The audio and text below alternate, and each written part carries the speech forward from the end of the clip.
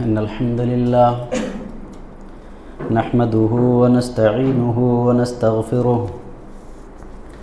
ونعوذ بالله من شرور أنفسنا ومن سيئات أعمالنا من يهده الله فلا مضل له ومن يضلل فلا هادي له وأشهد أن لا إله إلا الله وحده لا شريك له وأشهد أن محمدًا عبده ورسوله يا أيها الذين آمنوا اتقوا الله حق تقاته ولا تموتن إلا وأنتم مسلمون يا أيها الناس اتقوا ربكم الذي خلقكم من نفس واحدة وخلق منها زوجها وبث منهما رجالا كثيرا ونساء واتقوا الله الذي تساءلون به والأرحام إن الله كان عليكم رقيبا يا أيها الذين آمنوا اتقوا الله وقولوا قولا سديدا يصلح لكم أعمالكم ويغفر لكم ذنوبكم ومن يطع الله ورسوله فقد فاز فوزا عظيما أما بعد فإن خير الحديث كتاب الله وخير الهدي هدي محمد صلى الله عليه وسلم وشر الأمور محدثاتها وكل محدثة بدعة وكل بدعة ضلالة وكل ضلالة في النار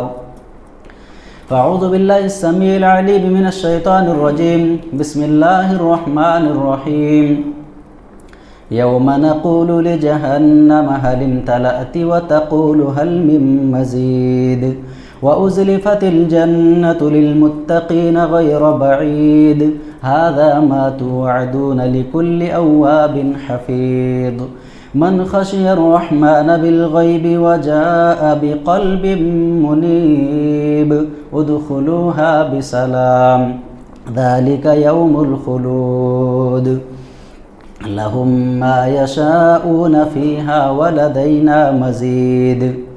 وقال جل وعلا بسم الله الرحمن الرحيم فاستقم كما أمرت ومن تاب معك ولا تطغوا إنه بما تعملون بصير وعن أبي عمرة سفيان بن عبد الله رضي الله عنه قال قلت يا رسول الله قل لي في الإسلام قولا لا أسأل عنه أحدا غيرك قال قل آمنت بالله ثم استقم سبحانك لا علم لنا إلا ما علمتنا إنك أنت العليم الحكيم رب اشرح لي صدري ويسر لي أمري واحلل عقدة من لساني يفقه قولي رب زدني علما رب زدني علما اللهم رب زدني علما وارزقني فهما آمین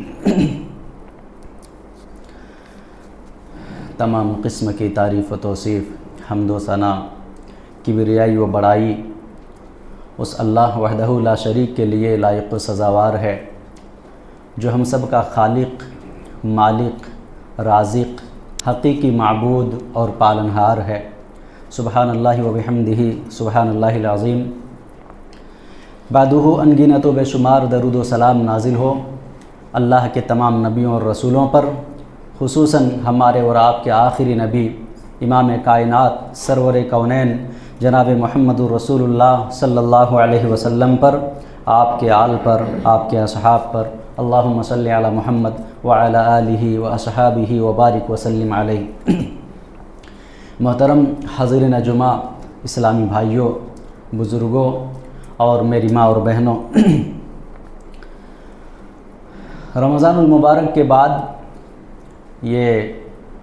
جو شوال کا مہینہ چل رہا ہے، تو اس مہینے کی مناسبت سے میں آپ کے سامنے 5 نصیحتیں رکھنا چاہتا ہوں تاکہ ہماری زندگی کامیاب ہو سکے۔ حضرات، یہ رمضان المبارک کا مہینہ جو ہم سے اور آپ سے رخصت ہو گیا، وہ خیر اور بھلائی، برکتوں اور رحمتوں کا مہینہ، ماہ قرآن، ماہ صیام، ماہ غفران، بخشش و مغفرت کا مہینہ ہم سے رخصت ہو گیا، لیکن نبی اکرم صلی اللہ علیہ وسلم نے فرمایا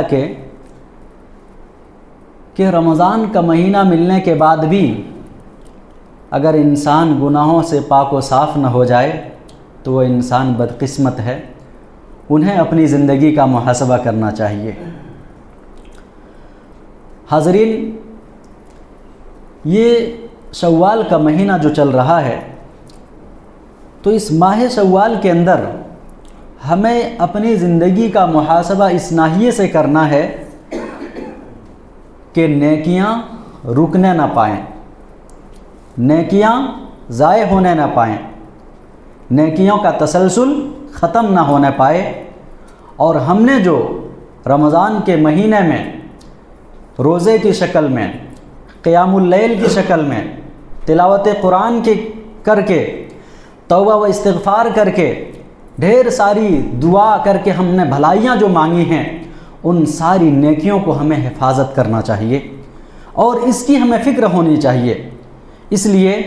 آج کے اس خطبہ جمعہ میں آپ کے سامنے 5 نصیحتیں رکھتا ہوں، اور وہ نصیحت، ہر نصیحت ایسی ہے کہ جس پر انسان مستقل ایک جمعہ کا خطبہ دے تو اس کے لیے کم ہے۔ آپ کے سامنے میں نے قرآن مقدس کی جو آیت کریمہ پڑھی خطبہ مسنونہ کے بعد، اس آیت کے اندر اللہ جل شانہ نے پیارے نبی صلی اللہ علیہ وسلم، اصل وجہ یہ ہے کہ میں بات کو ابھی روکتا ہوں، میرا یہ جمعہ میں اس خطبہ کا اور اس موضوع کا انتخاب اس لیے کرنا پڑا کہ ہم میں بہت سارے ایسے لوگ ہیں، ہم بھی اس کے اندر خود شامل ہیں، کہ امور طاعت اور بھلائیاں اور نیکیاں کرنے کے بعد انسان نیکیاں کر لیتا ہے، لیکن نیکیوں کی حفاظت اور نیکیوں کی حفاظت کا جتن انسان کم کرتا ہے۔ تو ایک انسان کو یوں سمجھا جائے کہ انسان ڈھیر سارے مال کمائیں، لیکن کمانے کے بعد اس مال کی وہ حفاظت نہ کرے تو پھر اس انسان کو کچھ حاصل ہونے والا نہیں۔ اس کی میں مثال دوں یہ کہ ایک انسان محنت کرے، مزدوری کرے، اور وہ اکاؤنٹ میں اپنا اس کا محنتہ نہ آئے، بیلنس آئے، لیکن وہ انسان اے ٹی ایم کا پن کسی اور کو دے دے۔ اب وہ انسان اس کی مرضی کے بغیر اپنے سے نکالے، خرچ کرے، اور ضرورت پڑنے پر اسے انسان کوئی خود حاصل نہ ہو۔ تو یہی حال ہمارا اور آپ کا بھی ہے کہ ہم نیکیاں خوب کریں، نمازیں پڑھ لیں، قیام اللیل کا اہتمام کر لیں، روزے رکھ لیں، تلاوت قرآن کا اہتمام کر لیں، بہت ساری نیکیاں کریں، لیکن نیکیاں کرنے کے بعد اگر اس کی حفاظت نہ کریں، چونکہ ہماری زندگی میں ایسے اعمال بھی ہو جاتے ہیں، ایسی کمیاں اور کوتاہیاں بھی ہو جاتی ہیں جن کی وجہ سے ہماری نیکیاں مائنس میں چلی جاتی ہیں، ہماری نیکیاں ختم ہو جاتی ہیں۔ ایسے اعمال بھی ہیں، انشاءاللہ اس پر ہم مستقل خطبہ رکھیں گے کہ وہ اعمال جن سے ہماری نیکیاں ختم ہو جاتی ہیں۔ آئیے وہ 5 نصیحتیں جانتے ہیں وہ کیا ہے۔ وہ سب سے پہلی چیز یہ کہ پہلی نصیحت، عمل صالح پر استقامت اختیار کیجئے۔ یہ آج کے خطبہ جمعہ کا پہلی نصیحت ہے۔ کیا ہے؟ عمل صالح، یعنی عمل کا سلسلہ رکنا نہیں ہے۔ جس طریقے سے ہم نے رمضان میں عبادتیں کی ہیں، یعنی یومیہ ہم تلاوت قرآن کا اہتمام کرتے تھے، اس کے بعد بھی ہمیں یہ چیز جاری رکھنا ہے۔ ہم جس طرح رمضان میں فرائض کی پابندی کرتے تھے، رمضان کے بعد بھی ہمیں فرائض کی پابندی کرنی ہے۔ جس طرح ہم نے رمضان میں نوافل اور سنن کا اہتمام کرتے تھے، تو رمضان کے بعد بھی ہمیں نوافل اور سنن کا اہتمام کرنا ہے۔ جس طرح ہم نے رمضان میں صدقہ و خیرات کیا ہے اور کر کے اللہ رب العالمین کی بخشش اور مغفرت پانے کی کوشش کی ہے، رمضان کے بعد بھی حتی المقدور ہمیں اس عمل کو انجام دینا چاہیے، اس لیے کہ عمل کا سلسلہ منقطع نہ ہو، بلکہ عمل صالح پر استقامت یہ بندہ مومن کی پہچان ہے۔ اور یہی وجہ ہے کہ اللہ رب العالمین نے اپنے پیارے نبی جناب محمد رسول اللہ صلی اللہ علیہ وسلم کو اسی بات کی تلقین کی، اور اللہ تعالیٰ نے فرمایا فَاسْتَقِمْ كَمَا أُمِرْتَ وَمَنْ تَابَ مَعَكَ وَلَا تَطْغَوْا إِنَّهُ بِمَا تَعْمَلُونَ بَصِيرٌ، کہ اے نبی صلی اللہ علیہ وسلم آپ جو ہے استقامت اختیار کیجئے، کما امرت، جیسا کہ آپ کو حکم دیا گیا ہے، وَمَنْ تَابَ مَعَكَ، اور وہ شخص بھی استقامت اختیار کرے جس نے آپ کے ساتھ توبہ کیا ہے، جس نے آپ کے ساتھ اللہ کی طرف رجوع کیا ہے، جو اللہ کی طرف پلٹ کر آئے ہیں آپ کے ساتھ، وہ لوگ بھی استقامت اختیار کریں، وَلَا تَطْغَوْا، اور اللہ نے فرمایا کہ دیکھو یہ اللہ رب العالمین کی نافرمانی کر کے سرکشی نہ کرو، اللہ رب العالمین کی راہ کو چھوڑ کے تم سرکشی نہ کرو، گناہوں پر نہ اتر جاؤ، انہو بما تعملون بصیر، اور اے دنیا کے لوگوں تم جو کچھ بھی کر رہے ہو اللہ رب العالمین خوب دیکھ رہا ہے، اللہ تعالیٰ خوب دیکھنے والا ہے۔ حضرت سفیان بن عبداللہ رضی اللہ عنہ فرماتے ہیں کہ ایک مرتبہ میں نے نبی اکرم صلی اللہ علیہ وسلم کی خدمت میں حاضر ہو کر کے عرض کیا، اللہ کے رسول مجھے اسلام میں ایک ایسی نصیحت کیجیے، اسلام میں مجھے ایک ایسی بات بتلائیے کہ آپ کے سوا مجھے کسی اور سے پوچھنے کی حاجت نہ رہے، آپ کے سوا کسی اور سے مجھے پوچھنے کی ضرورت باقی نہ رہے۔ انہوں نے فرمایا قلت یا رسول اللہ قل لی فی الاسلام قولا لا اسأل عنہ احدا غیرک، اے اللہ کے رسول مجھے ایک ایسی نصیحت کیجیے، مجھے ایک ایسی بات بتلائیے کہ میں آپ کے سوا کسی اور سے نہ پوچھوں اور مجھے پوچھنے کی حاجت بھی نہ ہو۔ نبی کائنات صلی اللہ علیہ وسلم نے فرمایا قل آمنت باللہ ثم استقیم، کہو اے سفیان تم کہو کہ میں اللہ پر ایمان لایا، ثم مستقیم، پھر اسی پر استقامت اختیار کر لو۔ میرے بھائیوں، ہماری اور آپ کی زندگی میں اکثر ایسا دیکھا جاتا ہے کہ ہماری زندگی میں استقرار نہیں ہے، ہماری زندگی میں دوام نہیں ہے، ہماری زندگی میں استقامت نہیں ہے، اس لیے کہ جس طریقے سے ہم رمضان کے اندر نیکیوں میں لگے تھے، رمضان کے بعد انسان سست ہو جاتا ہے، انسان سے فرائض چھوٹنے لگتی ہیں، انسان سے نوافل انسان ترک کرنے لگتا ہے، جبکہ ایسا رویہ بہتر نہیں ہے، اس لیے کہ ہمارے جو صحابیات تھیں اور صحابہ کرام تھے وہ فرض کی پابندی کرتے تو کرتے، نوافل کا بھی کثرت سے اہتمام کرتے تھے۔ میرے بھائیوں، جس طرح ہم نے رمضان میں نیکیاں کی ہیں، یعنی راتوں کو ہم نے قیام اللیل کا اہتمام کیا، تراویح کی پابندی کی، ہو سکے تو ہم کو بھی رات کے آخری پہر میں اللہ جس کو توفیق دے، اللہ ہم سب کو توفیق نصیب فرمائے کہ 2 رکعت ہی صحیح لیکن ہمیں اس کی پابندی کرنی چاہیے۔ اللہ کہنے والوں کو بھی اس کی توفیق دے، اللہ سننے والوں کو بھی اس کی توفیق دے، اس لیے کہ نبی اکرم صلی اللہ علیہ وسلم نے ارشاد فرمایا کہ یا عبداللہ لا تکن مثل فلان، اے عبداللہ تم فلاں، کہ عبداللہ بن عمرو بن عاص رضی اللہ عنہ کو اللہ کے نبی صلی اللہ علیہ وسلم نے فرمایا تھا کہ عبداللہ تم فلاں آدمی کی طرح نہ ہو جانا، فکان یقوم اللیل، وہ انسان جو پہلے قیام اللیل کا اہتمام کرتا تھا، راتوں کو اللہ کو یاد کرتا تھا، اللہ رب العالمین سے مناجات اور سرگوشی میں وہ مشغول رہا کرتا تھا، فترک قیامہ، پھر وہ انسان اس قیام اللیل کو چھوڑ دے۔ تو ایسا ہمارا اور آپ کا رویہ نہیں ہونا چاہیے، لیکن ہم میں سے اکثریت کا یہی حال ہے، ہم میں سے اکثریت کا یہی حال ہے کہ ہم جب جوش میں آتے ہیں تو ہم فرائض کے ساتھ ساتھ نوافل اور سنن کا بھی اہتمام کرتے ہیں، اور اس قدر کرتے ہیں کہ گویا کہ ان تعبد اللہ کأنک تراہ فإن لم تکن تراہ فإنہ یراک، جو اللہ کے نبی صلی اللہ علیہ وسلم نے احسان اور عبودیت کا جو اعلیٰ مقام بتلایا ہے، اس مقام کو ہم سامنے رکھتے ہوئے اللہ کی عبودیت و بندگی ہم خوب کرتے ہیں، لیکن جب ہم اللہ سے رشتہ جو توڑتے ہیں، اللہ کو ہم یاد کرنا چھوڑتے ہیں، تو ہم اس قدر بھول جاتے ہیں کہ وہ فرائض جس کے ذریعہ انسان سب سے زیادہ تقرب حاصل کر سکتا ہے، اس تک میں انسان کوتاہی کرنے لگتا ہے، اس تک کو انسان چھوڑنے لگتا ہے، اس عمل کو انسان چھوڑنے لگتا ہے، جبکہ امام کائنات صلی اللہ علیہ وسلم نے فرمایا کہ اللہ رب العالمین فرماتا ہے کہ میرا بندہ میری قربت اس چیز کے ذریعہ حاصل کر سکتا ہے مما فرضتہ علیہ، کہ جس کو میں نے اس بندے کو فرض قرار دیا ہے۔ اور جب انسان فرائض کی پابندی کرتا ہے اور اس کے ساتھ ساتھ سنن کا اہتمام کرتا ہے تو اللہ تعالیٰ فرماتا ہے، حدیث قدسی ہیں، کہ میں اس سے محبت کرنے لگتا ہوں، اور جب اس بندے سے محبت کرتا ہوں تو میں اس کا کان بن جاتا ہوں، کنت سمعہ الذی یسمع بہ، میں اس کا کان بن جاتا ہوں جس کے ذریعے وہ سنتا ہے، میں اس کی آنکھ بن جاتا ہوں جس کے ذریعے وہ دیکھتا ہے، میں اس کا ہاتھ بن جاتا ہوں جس کے ذریعے وہ پکڑتا ہے، میں اس کا پیر بن جاتا ہوں جس کے ذریعے وہ چل کر جاتا ہے۔ یعنی مطلب کیا ہے؟ مطلب یہ ہے کہ اس انسان کا تعلق اللہ رب العالمین سے اتنا مضبوط اور اتنا گہرا ہوا کرتا ہے کہ اللہ رب العالمین ان کے بدن کے سارے اعضاء کو اپنی اطاعت و فرمانبرداری میں لگا دیتا ہے۔ یعنی وہ انسان پھر وہی سنتا ہے جو اللہ تعالیٰ کو پسند ہے،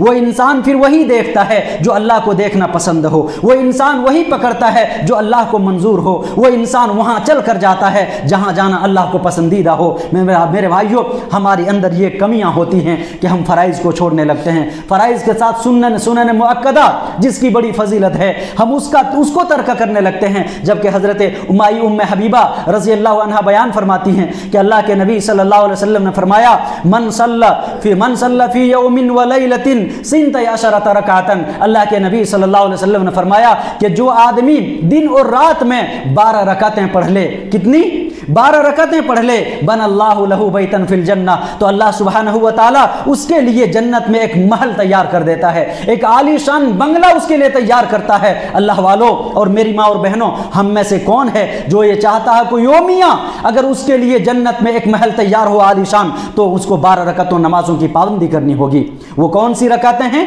وہ ظہر سے پہلے 4 رکعت، ظہر کی نماز کے بعد 2 رکعت، اسی طرح مغرب کے بعد 2 رکعت، اسی طرح عشاء کے بعد 2 رکعت، اور فجر سے پہلے 2 رکعت۔ یہ کل رکعتیں 10 اور 12 جو ہے سنت مؤکدہ کہا جاتا ہے۔ حضرت ام حبیبہ رضی اللہ عنہ کا عملی زندگی دیکھیں، وہ فرماتی ہیں کہ جب سے میرے ان کانوں نے امام کائنات صلی اللہ علیہ وسلم کی زبانی یہ الفاظ سنے ہیں کہ جو انسان ان 12 رکعتوں کی پابندی کر لے تو اس کے لیے جنت میں عالی شان محل اللہ تیار کرتا ہے، تب سے آج تک، آج میں بوڑھی ہو گئی ہوں، آج تک میں ان رکعتوں کو کبھی نہیں چھوڑی زندگی میں۔ سبحان اللہ! کہاں ہیں ایسے دل، کہاں ہیں ایسے نوجوان، کہاں ہیں ایسے ہماری ماں اور بہنیں عمل والیاں؟ میرے بھائیوں، انسان کی زندگی بنتی ہے، انسان کی قدر و قیمت ہوتی ہے اللہ کی نگاہ میں تو عمل کی وجہ سے۔ اس لیے آج کے اس خطبہ جمعہ میں پہلی نصیحت یہ ہے کہ عمل میں استقامت ہونا چاہیے، اور یہی استقامت کے تعلق سے ہی اللہ رب العالمین نے قرآن مقدس کے اندر فرمایا کہ جو لوگ استقامت اختیار کریں گے ان کے لیے جنت کی بشارت ہے۔ اللہ رب العالمین نے قرآن کریم کے اندر ارشاد فرمایا ان الذين قالوا ربنا الله ثم استقاموا تتنزل عليهم الملائكة الا تخافوا ولا تحزنوا وابشروا بالجنة التي كنتم توعدون۔ اے لوگو، اللہ رب العالمین نے فرمایا کہ یقیناً جو لوگ اللہ رب العالمین پر ایمان لائے اور پھر اسی پر اس نے استقامت اختیار کر لی، ان الذین قالوا ربنا اللہ ثم استقاموا، جنہوں نے یہ کہا کہ ہمارا رب، ہمارا پالنہار اللہ رب العالمین ہے، اور اسی پر پھر وہ استقامت اختیار کر لیے، اسی پر وہ جم گئے، تو اللہ رب العالمین نے فرمایا کہ فرشتے جب اس کے پاس آتے ہیں تو فرشتے انہیں یہ بشارت دیتے ہیں وَأَبْشِرُوا بِالْجَنَّةِ الَّتِي كُنْتُمْ تُوعَدُونَ کہ اے راہ حق میں استقامت اختیار کرنے والے، اے نیکیوں پر زندگی گزارنے والے، اے نیکیوں پر استقامت اختیار کرنے والے، اے اللہ کی اطاعت و فرمانبرداری میں زندگی گزارنے والے، ابشروا بالجنہ، تم لوگ اس جنت کی بشارت قبول کرو جن کا تم سے وعدہ کیا گیا ہے۔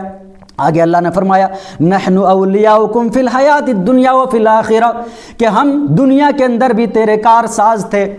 دنیا کے اندر بھی ہم تمہارا دوست اور غمخوار تھے، اور یہ ہم آخرت کے اندر بھی تمہارے لیے ہیں۔ نحن اولیاؤکم فی الحیات الدنیا وفی الآخرہ ولکم فیہا ما تشتہی انفسکم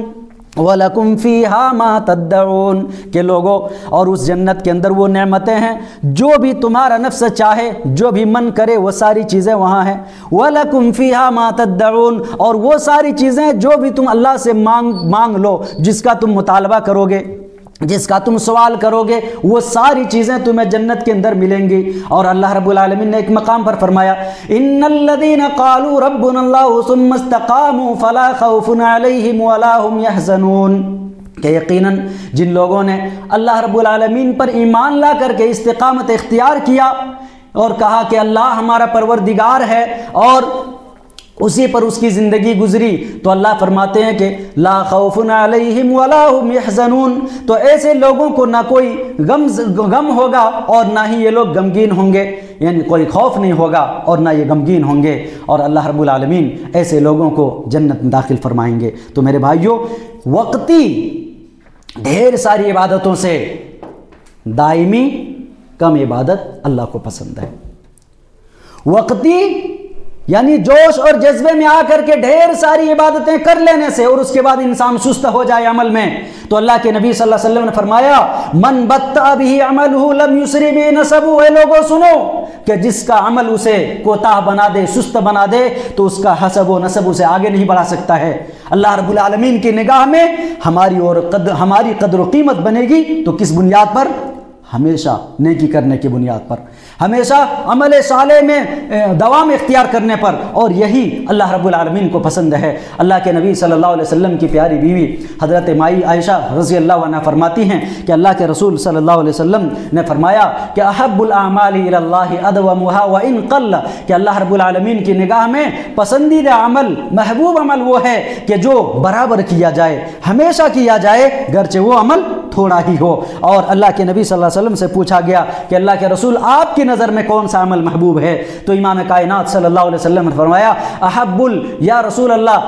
پوچھا گیا کہ احب الاعمال الی النبی صلی اللہ علیہ وسلم، کہ محبوب عمل اللہ کے نبی صلی اللہ علیہ وسلم کے نزدیک کون سا ہے؟ تو آپ نے فرمایا کہ الذی یدوم علیہ صاحبہ، کہا کہ وہ عمل کہ جس پر صاحب عمل مداومت اختیار کرے، وہ نیکی کا عمل، وہ نیک عمل جس پر صاحب عمل کرنے والا ہمیشگی اختیار کرے، وہ اللہ کے نظر میں بھی، وہ اللہ کے نظر میں پسندیدہ، اور رسول اللہ کے نظر میں بھی وہ انسان محبوب ترین۔ اس لیے انسان کو یہ عمل صالح پر استقامت اختیار کرنا چاہیے۔ اور دوسری چیز یہ ہے کہ ہمیں قبولیت اعمال کی دعا کرنی چاہیے۔ کیا کرنی چاہیے لوگوں؟ ہم نے جو طاعت و بھلائیاں کی ہیں، ہم نے جو نیکیاں کی ہیں، اس کی قبولیت کی ہمیں دعا کرنا چاہیے، اس لیے کہ ہمارے جو سلف صالحین ہوا کرتے تھے، ہمارے اسلاف ہوتے تھے، وہ رمضان کا مہینہ پانے کے لیے 6 مہینہ دعا کرتے تھے کہ اللہ رمضان کا مہینہ نصیب فرما۔ جب رمضان کا مہینہ گزر جاتا تو وہ یہ دعا کرتے تھے 6 مہینے تک، اے اللہ ہمارے اعمال کو قبول فرما لے اور ہمارے اعمال کو قبول فرما لے۔ لیکن ہم اگر یہ سمجھ لیں کہ نیکیاں کرنے کے بعد انسان مطمئن ہو جائے اور نیکیوں میں سست ہو جائے، تو ہمیں ڈرنا چاہیے کہ کہیں ایسا نہ ہو کہ ان کی نیکیاں رائے گاں چلی جائیں، اللہ رب العالمین ان کے منہ پر ان کی نیکیاں مار دے اور اللہ رب العالمین اسے قبول نہ فرمائے۔ اس لیے انسان کو اس عمل کی قبولیت کی یہ دعا کرتے رہنی چاہیے، اس لیے کہ اللہ کے نبی صلی اللہ علیہ وسلم بھی دعا فرمایا کرتے تھے، اللہ کے نبی صلی اللہ علیہ وسلم بھی دعا کرتے تھے، اور اللہ رب العالمین نے ہم کو اور آپ کو اس بات کی تلقین کی، فرمایا کہ ربنا لا تزغ قلوبنا بعد اذ ہدیتنا وہب لنا من لدنک رحمہ انک انت الوہاب، کہ اللہ رب العالمین نے فرمایا کہ اللہ کے جو نیک بندے ہوتے ہیں وہ اللہ سے فریاد کرتے ہیں کہ ہمارے رب، اے ہمارے پالنہار، ہمیں ہدایت دینے کے بعد ہمارے دل کو پھر سے گمراہی کی طرف نہ پھیر دے،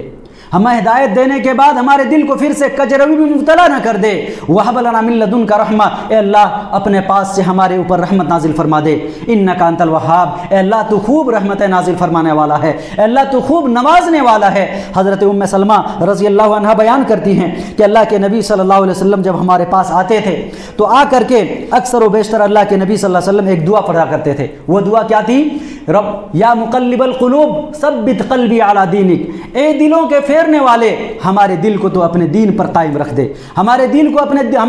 اپنے دین پر قائم اور ثابت قدم رکھ دے۔ چنانچہ ایک دن میں نے اللہ کے نبی صلی اللہ علیہ وسلم سے پوچھ ہی لیا کہ اللہ کے رسول آخر آپ یہ دعا کیوں پڑھتے ہیں، اس قدر اہتمام کیوں کرتے ہیں؟ تو مائی ام سلمہ رضی اللہ عنہا کو اللہ کے نبی صلی اللہ علیہ وسلم نے فرمایا کہ ام سلمہ سنو، اگر تم نے یہ بات پوچھ لی ہے کہ میں اس دعا کا اہتمام کیوں کرتا ہوں، تو اللہ کے نبی نے فرمایا انه ليس آدمی الا وقلبه بین اصبعیہ من اصابع اللہ، اللہ کے نبی نے فرمایا کہ انسان ضروع زمین پر کوئی نہیں ہے مگر یہ کہ اس کا دل اللہ رحمان کے 2 انگلیوں کے درمیان ہے، فمن شاء قام ومن شاء زاغ، پس اللہ رب العالمین جس کو چاہتا ہے اس کے دل کو دین پر ثابت قدم رکھتا ہے اور جسے چاہتا ہے پھر گمراہی میں مبتلا کر دیتا ہے۔ اور یہی وجہ ہے کہ حضرت علی بن ابی طالب رضی اللہ عنہ فرمایا کرتے تھے، کیا فرماتے تھے کہ کونوا لقبول العمل اشد اہتماما من العمل، اے لوگو تم لوگ عمل کرنے سے زیادہ قبولیت عمل کی فکر کیا کرو، اے لوگو تم لوگ عمل کرنے سے زیادہ قبولیت عمل کا اہتمام کیا کرو۔ الم تسمعوا قول اللہ، کیا تم لوگوں نے اللہ رب العالمین کا یہ کلام نہیں سنا، اللہ رب العالمین کا یہ فرمان نہیں سنا کہ اللہ فرماتا ہے انما یتقبل اللہ من المتقین، کہ اللہ متقیوں سے عمل کو قبول فرماتا ہے۔ میرے بھائیو، روزے کا مقصد کیا تھا؟ روزے کا مقصد کیا تھا؟ تقوی۔ روزے کا مقصد اللہ نے فرمایا کتب علیکم الصیام کما کتب علی الذین من قبلکم لعلکم تتقون، تاکہ تمہاری زندگی کے اندر تقوی آئے۔ اب یہ ہمیں یہ دیکھنا ہے کہ ہماری زندگی میں تقوی ہے یا نہیں ہے۔ اگر تقوی ہماری زندگی میں ہے تو ہم یقیناً جو ہے ان سارے امور پر دوام اختیار کریں گے، اور اگر نہیں ہے تو پھر عمل سے غافل ہو جائیں گے۔ اور اکثریت مسلمانوں کی حالت ہی ایسی ہے کہ اللہ کے نبی صلی اللہ علیہ وسلم نے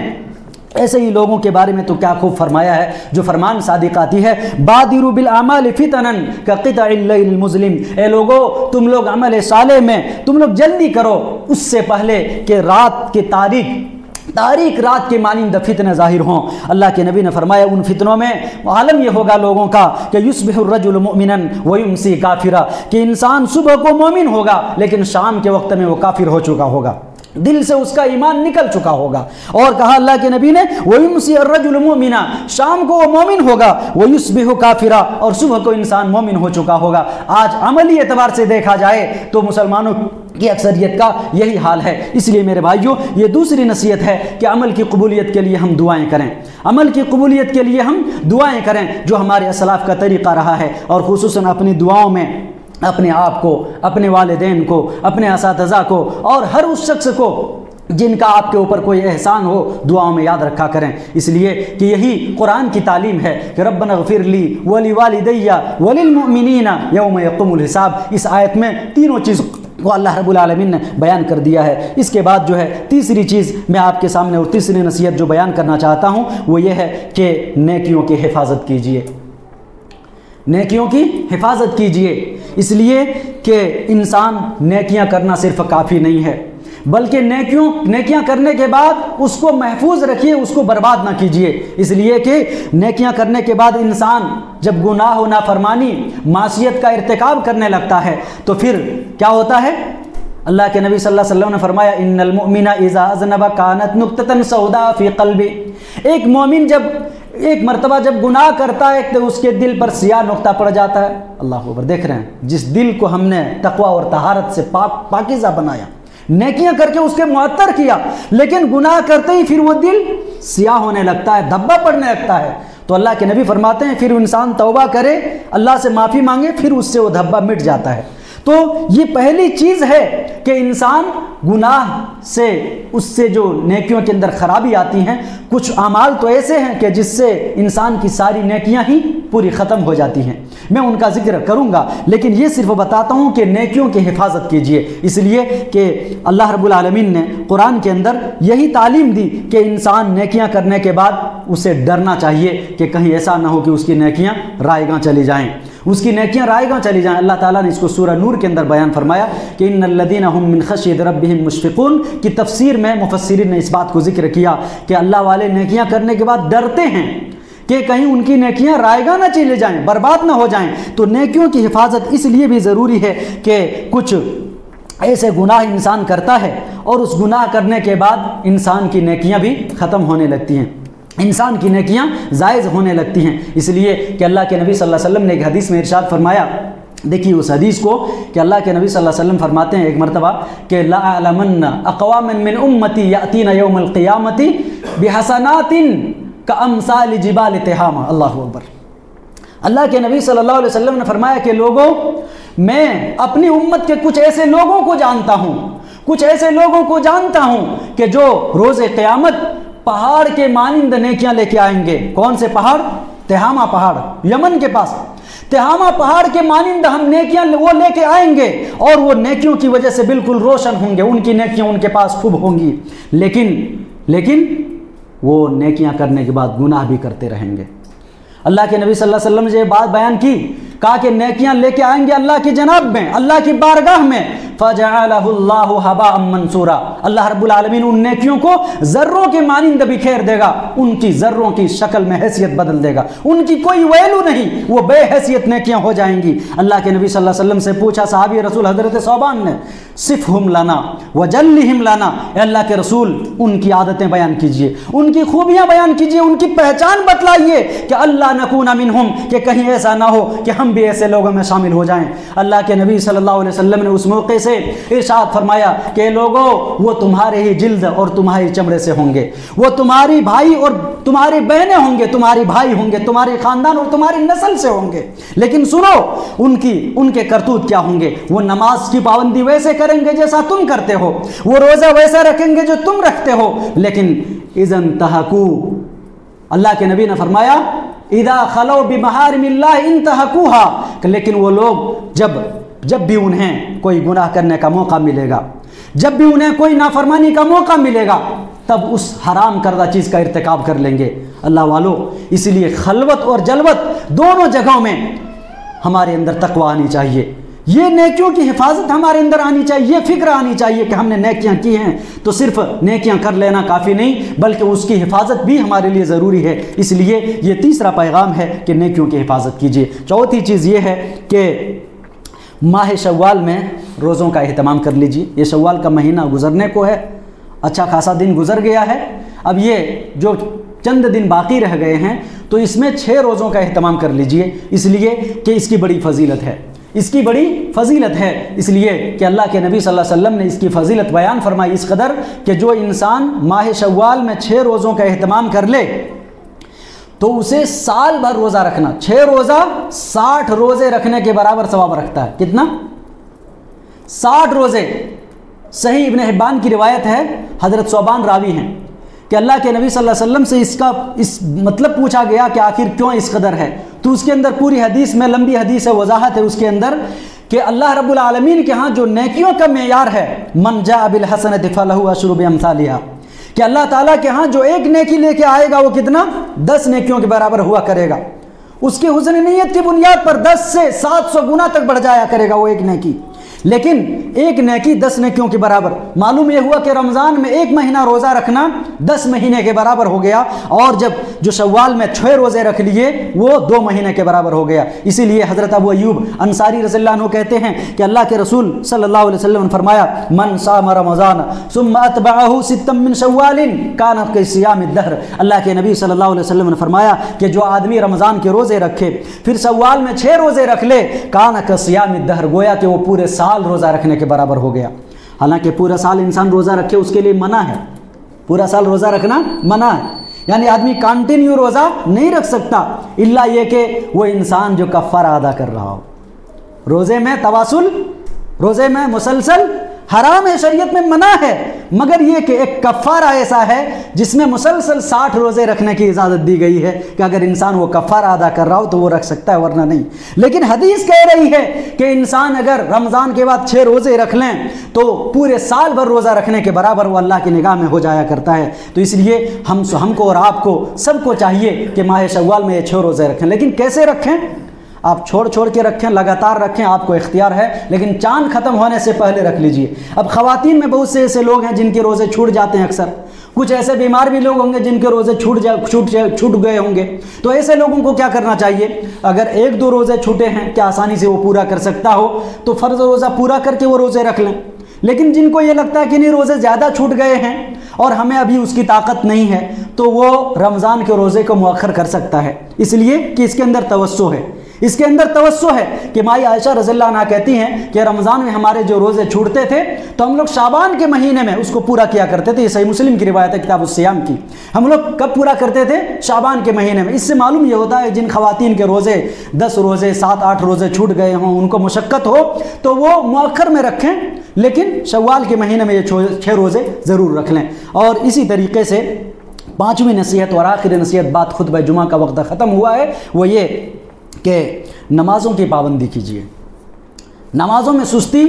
اور کاہلی اور کوتاہی نہ کیجیے، صرف مدرسے کے اندر ہی نہیں بلکہ اپنے گھروں میں، اپنے گاؤں میں، جہاں ہم کام کرتے ہیں وہاں جا کر کے بھی نماز کے اندر یہ پابندی لگاتار آنی چاہیے، اس لیے کہ یہ وہ عمل ہے نماز وہ عمل ہے جو نبی اکرم صلی اللہ علیہ وسلم کو آسمان پر برا کر اللہ نے دیا ہے، نماز وہ عمل ہے جو نبی کی آخری وصیت ہے، اور نماز وہ عمل ہے جس کا محاسبہ سب سے پہلے روز قیامت ہونے والا ہے، اس لیے کہ نبی اکرم صلی اللہ علیہ وسلم نے فرمایا اول ما يحاسب به العبد يوم القیامة الصلاة فإن صلحت صلح سائر اعمالی، اے لوگو سب سے پہلے روز قیامت جو حساب ہونا ہے وہ نماز کا حساب ہونا ہے۔ یہ کس معاملے میں؟ اللہ اور بندے کے معاملے میں سب سے پہلا معاملہ نماز کے بارے میں پوچھا جائے گا۔ نماز اگر اللہ کے نبی فرماتے ہیں فَإِن صَلُحَتْ، اگر نماز درست نکل جائے صَلُحَ سَائِرُ اعمالی، تو اس کے سارے اعمال درست نکل جائیں گے، وہ انسان کامیاب ہو جائے گا۔ وَإِن فَسَدَتْ، اللہ کے نبی نے فرمایا فسد سائر اعمالی، لیکن اگر نماز میں خرابی نکل آئے، نماز میں کمی نکل آئے تو اس کے سارے اعمال کے اندر کمیاں نکل آئیں گی۔ اور اس دوسری روایت کے اندر اللہ کے نبی صلی اللہ علیہ وسلم نے فرمایا کہ فَإِن صَلُحَتْ فَقَدْ أَفْلَحَ وَأَنجَحَ، اگر وہ انسان کی نماز درست نکل جائے اللہ کی نگاہ میں تو وہ انسان فلاح پا جائے گا، وہ انسان نجات پا جائے گا۔ وَإِن فَسَدَتْ فَقَدْ خَابَ وَخَسِرَ، لیکن اگر نماز کے اندر کوتاہی آ جائے، نماز کے اندر کمی آ جائے تو وہ انسان ذلیل ہوگا، وہ انسان رسوا ہوگا، وہ خسر، وہ انسان نقصان اٹھانے والوں میں سے ہو جائے گا۔ میرے بھائیوں، یہ خطبہ جمعہ کا محصل اور خلاصہ یہ ہے کہ ہمیں اپنی زندگی میں یہ دیکھنا ہے کہ نیکیاں رکنے نہ پائیں، یعنی عمل صالح پر استقامت۔ دوسری چیز یہ ہے کہ قبولیت اعمال کی مسلسل دعا۔ تیسری چیز نیکیاں جو کی ہیں اس کی حفاظت کی فکر، اور چوتھی چیز شوال کے روزے، پانچویں چیز نمازوں کی پابندی۔ اللہ رب العالمین سے دعا ہے رب العالمین تو ہم سب کو کہنے سننے سے زیادہ عمل صالح کی توفیق نصیب فرما۔ اے اللہ ہمارے طاعات اور نیکیوں کو اللہ قبول فرما۔ اے اللہ اپنی مغفرت، اللہ ہماری مغفرت اور اپنی رضامندی کا ذریعہ بنا۔ اے اللہ دنیا و آخرت میں اپنی خوشنودی کا ذریعہ بنا۔ اے اللہ جہاں کہیں مسلمان پریشان ہیں اللہ ان کی پریشانیوں کو دور فرما۔ اے اللہ جو بیمار ہیں تو انہیں شفا کاملہ وعاجلہ نصیب فرما۔ اے اللہ جو روزی روٹی کے لیے پریشان ہیں اللہ انہیں حلال روزی نصیب فرما۔ اے اللہ آج مسلمان جہاں کہیں دنیا میں پریشان ہیں اللہ اپنے فضل و کرم سے تو ان کی مدد فرما۔ اللہ خاص طور سے فلسطین کے اندر جو ہمارے مسلمان بھائی سنی بھائی پریشان ہیں اللہ ان کی تو حفاظت فرما۔ آمین وآخر دعوانا ان الحمدللہ رب العالمین وصلی اللہ علی نبینا محمد وعلی آلہ وصحبہ اجمعین۔ والسلام علیکم ورحمۃ اللہ وبرکاتہ۔